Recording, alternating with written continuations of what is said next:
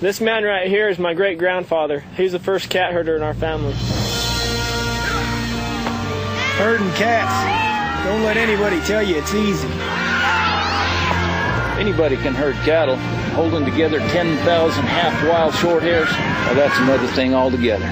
Being a cat herder is probably about the toughest thing I think I've ever done. I got this one this morning, right here, and if you look at his face, it's just ripped to shreds, you know. You see the movies, you hear the stories, I'm living a dream. Not everyone can do what we do. I wouldn't do nothing else. It ain't an easy job, but when you bring a herd into town and you ain't lost a one of them, ain't a feeling like it in the world.